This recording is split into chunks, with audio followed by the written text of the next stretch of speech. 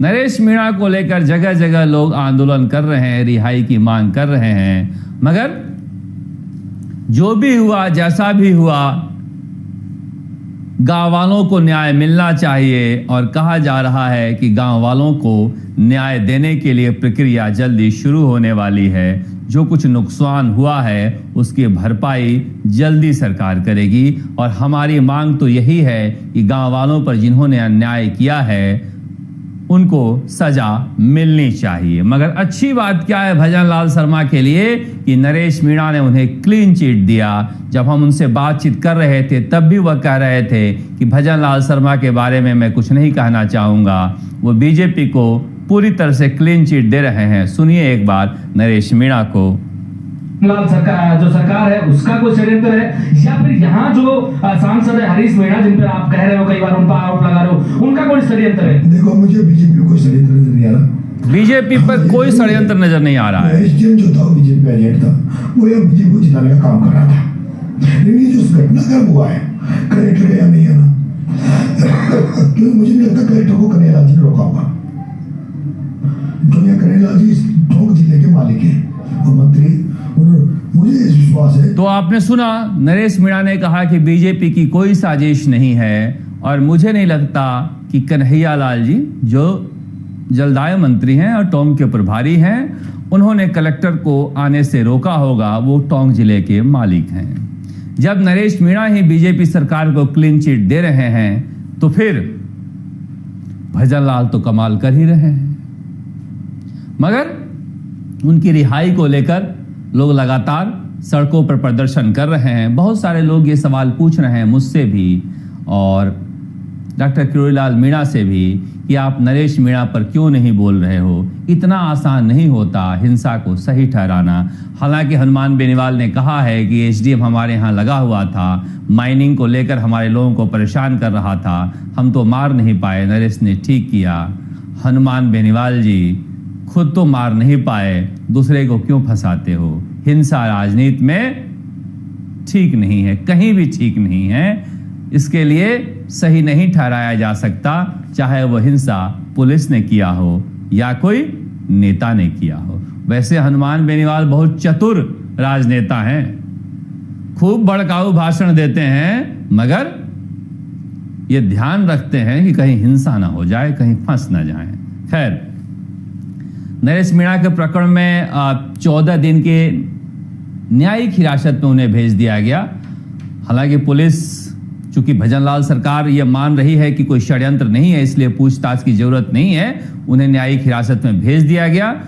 वकीलों ने आरोप लगाया था मारा जा रहा है। जज साहब ने घुमा फिरा कर, इधर उधर टहला कर वीडियो कॉन्फ्रेंसिंग में सब कुछ देखा। नरेश मीणा भले चंगे थे, इसलिए ये मामला भी खत्म हो गया।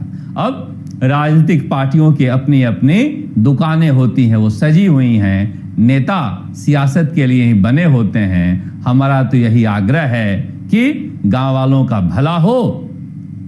वो जो मराठी महिला है महाराष्ट्र से, चित्रा, जिन्होंने दम दिखाया है कि एसडीएम ने क्या बोला था, उसे साधुवाद देना चाहिए। पता नहीं वो टीचर जो मूल निवासी हैं समरावता के, वो कहाँ है? काश कोई उन्हें भी खोज निकाले। खैर, लौटते हैं राजनीति पर। इस हो हल्ला में हम तो ये चर्चा कर ही नहीं पाए कि राजस्थान विधानसभा का उपचुनाव किधर रहेगा। ये भजन लाल शर्मा के लिए सबसे कठिन चुनौती मानी जा रही थी, लेकिन भजन लाल शर्मा इतनी आसानी से और इतने अच्छे तरीके से इस इम्तिहान को पास करेंगे, किसने सोचा था? क्या भजन लाल शर्मा के काम से राजस्थान की जनता खुश है? नाखुश होने की वजह भी क्या है? नौकरियां निकल ही रही हैं और पेपर लीक की जांच हो ही रही है। योजनाओं को लेकर जरूर कांग्रेस हो हल्ला मचा रही है, मगर खंड खंड में बटी हुई कांग्रेस पाखंड बनी हुई है। भजन लाल शर्मा राजस्थान के उपचुनाव के ताबड़तोड़ सभाओं के बाद महाराष्ट्र में व्यस्त थे और महाराष्ट्र के बाद लौट आए हैं राजस्थान, और अब समीक्षा की जा रही है कि किन किन सीटों पर कौन कौन जीत रहा है। भजनलाल शर्मा की ये सभाएं हैं जो महाराष्ट्र में हो रही थी। हालांकि राजस्थान के नेता भी काफी सक्रिय थे, मगर सबसे ज्यादा दो ही नेता सक्रिय रहे, सचिन पायलट और भजनलाल शर्मा। सचिन पायलट ने मराठवाड़ा से लेकर, विदर्भ से लेकर और मुंबई तक, आज दिन भर उनका मुंबई में सभा और रोड शो रहा।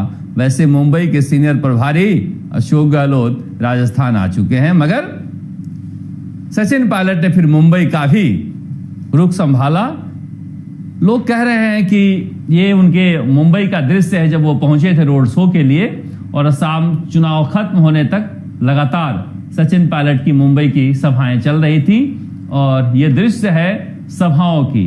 जब मैं कहता हूं तो कुछ लोगों को पता नहीं क्यों बुरा लग जाता है कि बताइए, सचिन पायलट को सुनने के लिए अगर महाराष्ट्र में इस तरह के लोग आ रहे हैं तो समझिए इस नेता का उपयोग अगर राजस्थान में किया जाता तो क्या बेहतर होता। खीमसर में चुनाव जीत रहे हैं क्या हनुमान बेनीवाल? हनुमान बेनीवाल के समर्थकों का मानना है कि 2000 से 3000 से चुनाव हम जीत रहे हैं। बहुत अच्छी परिस्थिति रही तो 8000 से निकल जाएंगे। बीजेपी वालों का मानना है कि कम से कम 20,000 से हम जीत रहे हैं। अब सबके अलग अलग दावे हैं। अब राष्ट्रीय लोकतांत्रिक पार्टी यानी हनुमान बेनीवाल की सेना कह रही है कि सालक और चांदा जो इलाके रेवत राम डांगा के प्रभाव वाले हैं वहां वोट कम पड़े हैं। बीजेपी वाले कह रहे हैं कि थली में जहां पर हनुमान बेनीवाल ने अच्छा लीड लिया था, इस बार कम से कम हम 3000 लीड लेकर जाएंगे। और खीमसर में जहां पर हनुमान बेनीवाल ने पिछली बार अच्छा किया था, कम से कम हम 2500 लीड लेके जाएंगे। और ये लीड जो है हमें 10,000 के ऊपर पहुंचाएगा। हनुमान बेनीवाल भी कह चुके हैं कि ये फर्क नहीं पड़ता हमें, चुनाव जीते या हारें, हमारी राजनीति जारी रहेगी। कुछ लोग इस स्टेटमेंट को मान रहे हैं कि हनुमान बेनीवाल हार मान रहे हैं। उधर गजेंद्र सिंह खीमसर कह रहे हैं कि मैं मुंडन जाकर दक्षिण भारत के मंदिर में कराऊंगा। लोग मान रहे हैं कि वो अपनी हार स्वीकार कर रहे हैं, मगर जनता ने जो आशीर्वाद दिया है वो तो अब मतगणना के दिन ही निकल पाएगा। खीमसर के अलावा सबसे ज्यादा निगाहें जो लगी हुई थी दौसा पर। दौसा में अभी भी डीसी बैरवा का दावा है कि 3 से 4,000 से वोटों से हम जीतेंगे। मुरारीलाल मीणा का दावा है कि हम जीत रहे हैं। हालांकि मुरारीलाल मीणा और डीसी बैरवा का दावा है कि डॉक्टर किरोड़ीलाल मीणा की पार्टी ने, बीजेपी ने नहीं, उनके लोगों ने कम से कम 10,000 फर्जिंग वोटिंग की है, जिसकी कोई सबूत तो नहीं है मगर उनका दावा है। इसके बावजूद वो जीत का दावा कर रहे हैं। डॉक्टर किरोड़ीलाल मीणा का कहना है कि पुलिस ने बड़ा अन्याय किया है, वोटिंग के दिन हमारे कार्यकर्ताओं को खूब परेशान किया है। किसके तरफ इशारा है पता नहीं, आप समझने वाले हैं, समझते रहिएगा। मगर दौसा का चुनाव फंसा हुआ है। डॉक्टर साहब कह रहे हैं निकल जाएंगे, डीसी बैरवा भी कह रहे हैं निकल जाएंगे। रामगढ़ में जहां कांग्रेस सबसे ज्यादा आशान्वित है, वहां पर कहा जा रहा है कि बीजेपी जीत रही है। झुंझुनू में कहा जा रहा है बीजेपी जीत रही है। देवली उनियारा में कहा जा रहा है बीजेपी जीत रही है। 84 में बाप पार्टी जीत रही है। फिर सलुम्बर का क्या? सलुम्बर में जिस तरह से चुनाव जितेश कटारा ने बाप पार्टी ने लड़ा है, बीजेपी के पसीने आ गए हैं। बस ऐसे कह रहे हैं जीत ही जाएंगे।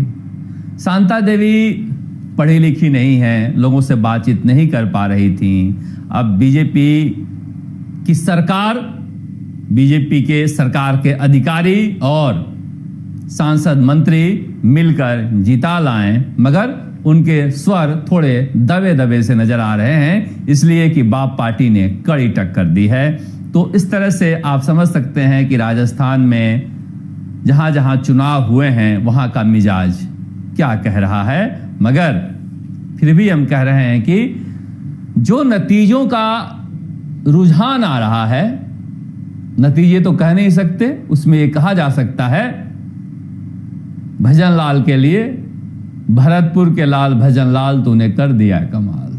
अब इसमें आप कहें कि नहीं भजनलाल की कोई भूमिका नहीं है, कांग्रेस ठीक से नहीं लड़ी, भाग्य अच्छा है, मगर जो जीता वो सिकंदर है।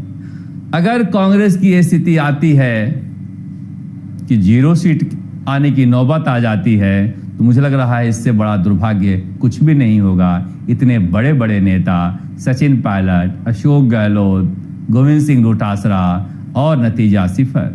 क्या पता कांग्रेस का भाग्य अच्छा हो तो 2-3 सीटें भी आ जाएं, जैसा कि कांग्रेस के वॉर रूम वाले अपने रिपोर्ट के आधार पर कह रहे हैं। मगर फिलहाल राजस्थान की राजनीति में तो भजनलाल का सिक्का चल रहा है। आपको अच्छा लगे बुरा लगे मगर सच यही है। आप देखते रहिए राजस्थान तक। नमस्कार। जयपुर से शरद कुमार।